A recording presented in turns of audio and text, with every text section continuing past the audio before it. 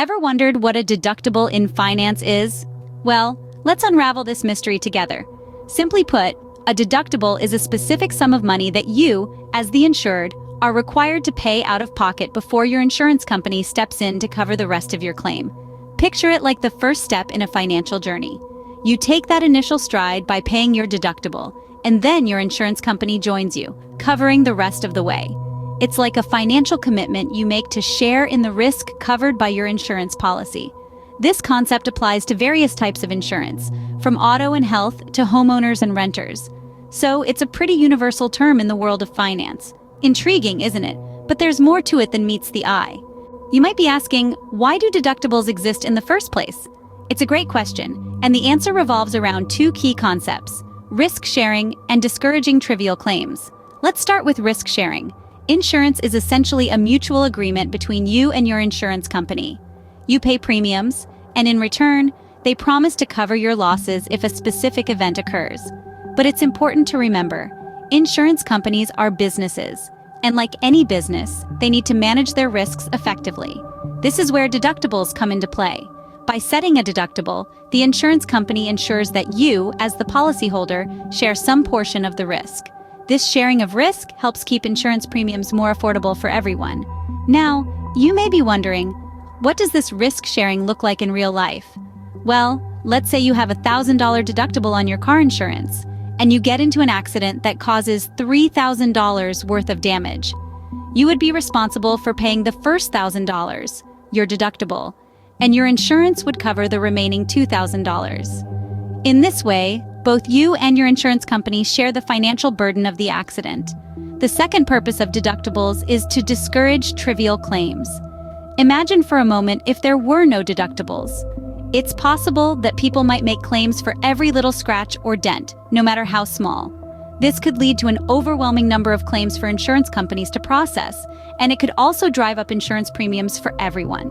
By setting a deductible, insurance companies encourage policyholders to only make claims when the cost of damages or loss is significant. So, in a nutshell, deductibles play a crucial role in the world of insurance.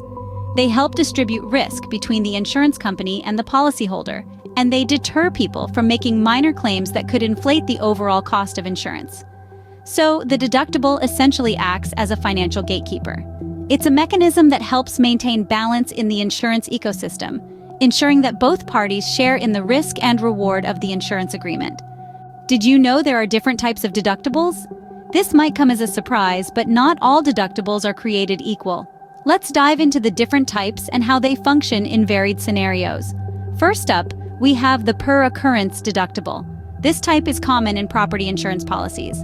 Let's say you have a policy with a per-occurrence deductible and unfortunately, a storm damages your roof. For each separate incident or occurrence of damage, you'll pay your deductible. So if another storm damages your roof later in the year, you're on the hook for the deductible again. Next, we have the per-year or annual deductible. This is more familiar to those with health insurance policies. With this type, you pay up to the deductible amount over the course of a year before your insurance kicks in. For instance, if your annual deductible is $2,000, you'll pay that amount in total for your healthcare before your insurance starts to cover the costs. Lastly, we have the per-claim deductible, often found in auto insurance policies. With this type, you pay the deductible each time you file a claim. So if you have a fender bender in February and another in November, you'll pay your deductible for each claim. These are just a few examples, and there may be other types of deductibles depending on the insurance policy. Some policies might even combine different types. For instance, a policy might have a per-occurrence deductible for some types of damage and a per-claim deductible for others. Just like any other element of your insurance policy, deductibles are not a one-size-fits-all concept. They can vary based on the type of insurance, the specific policy, and even your personal preferences and financial situation. So, why does this matter? Well, understanding the type of deductible in your policy is crucial to knowing how much you'll pay out of pocket. It's an important part of managing your finances and ensuring you're prepared for any unexpected expenses. Now, how do deductibles affect your premium, the amount you pay for your insurance policy? Let's unravel this financial mystery. You see, your deductible and your premium share a seesaw relationship. When one goes up, the other usually goes down, and vice versa. Imagine you're on a playground. You're sitting on one end of a seesaw, representing your deductible, and your premium is on the other end. If you, the deductible, decide to go up, your premium at the other end has no choice but to go down. The opposite is also true. If you decide to lower yourself, the premium will naturally rise. But why does this happen? Well, insurance is all about risk sharing between you and your insurance company. If you choose a higher deductible, you're essentially agreeing to shoulder more of the risk. You're saying, hey, I'll cover more of the costs if something happens. This reduces the risk for your insurance company, and they reward you with a lower premium. On the other hand, if you choose a lower deductible, you're asking the insurance company to take on more of the risk. You're saying, I'd rather pay more upfront for my insurance policy, so I don't have to pay as much if I make a claim. In this case, the insurance company bearing more risk will charge you a higher premium. But remember, it's not always about getting the lowest premium. It's about finding the right balance for your situation. A high deductible might give you a lower premium, but can you afford to pay that deductible if you need to make a claim? Conversely, a low deductible might mean a higher premium, but it could save you from a large out-of-pocket expense if an incident occurs. So, choosing your deductible is a balancing act between what you can afford to pay now and what you can afford to pay later. It's about understanding your financial landscape and making informed decisions that cater to your unique needs and circumstances. After all, the best financial decisions are those that let you sleep peacefully at night. Let's clear up some common misconceptions about deductibles. First off, many people mistakenly believe that once they've paid their deductible, the insurance company will always cover the rest of the cost. This is not necessarily true. Insurance companies often have limits on how much they will pay out for certain types of claims.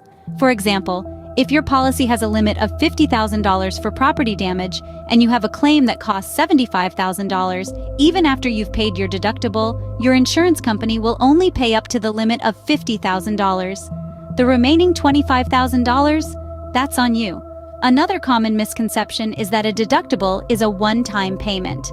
In reality, your deductible resets each time your policy renews, which is typically annually. So if you have a $1,000 deductible and you make a claim in March, you'll have to pay that deductible again if you make another claim after your policy renews. It's also important to understand that not all deductibles are the same. Some policies have separate deductibles for different types of coverage. For instance, you might have one deductible for collision coverage on your auto insurance and a different deductible for comprehensive coverage. Then there's the misconception that you must always pay your deductible upfront before your insurance company will pay anything. While this is often the case, there are some situations where the insurance company may subtract the deductible from the total amount they pay you, rather than requiring you to pay it first.